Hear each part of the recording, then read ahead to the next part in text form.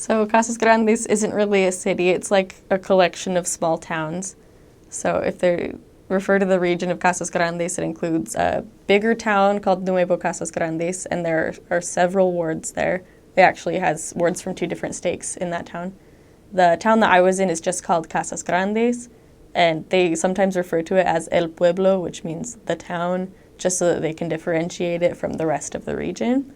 There's also Colonia Juarez and Colonia Dublan that are two of the Mormon colonies that still have survived, and the temple's in one of them. And so all of that together becomes Casas Grandes, and it has two stakes in it. I think it is beautiful, especially in the summertime and in spring, because there's a lot of pecan trees and peach trees, apple trees, and a few other kinds of things growing. So you'll see like the blooming in the spring, and you'll see all of the colored leaves in the fall.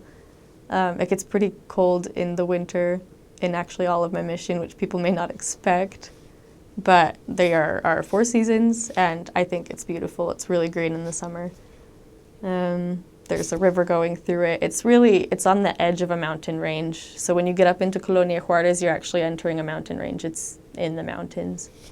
There's a church school there that many people don't know about called Juarez Academy.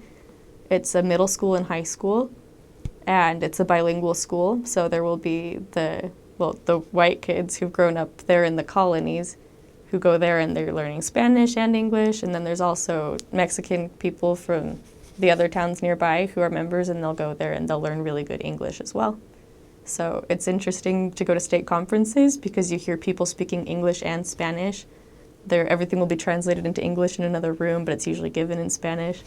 When you talk to members from the colonies, it's really fun because they'll talk to you and say, "Hi, Sister Clark," and turn to your companion and say, "Hola, Hermana Ramirez."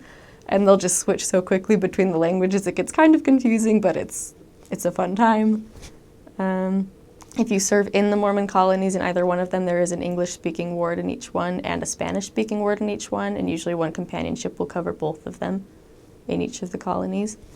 So that's interesting. There's a lot of Mennonite colonies nearby too. So when you go into Nuevo Casas Grandes on preparation day, you see missionaries everywhere and Mennonites everywhere. And it's just something you maybe don't expect to see in Mexico. And you hear them speaking German, but they also speak English and Spanish really well. And that's interesting. So the area is called Casas Grandes, which means big houses in Spanish, because there are some ruins there that are called Paquime, and apparently in whatever language that's from, that means big houses. So that's why they've called the region Big Houses. And I went to the ruins once on a preparation day and saw them, and it has information about how these people had big houses that were meant for different things. And you can go there on a preparation day if you're serving in that area and kind of learn more about it. And that's why it's called that. There's some amount of tourists that will come through to look at those ruins and also go further up into the mountains to a place called Mato Ortiz that's famous for its pottery and artisan work.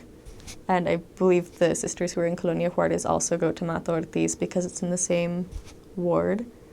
But I was never that far out.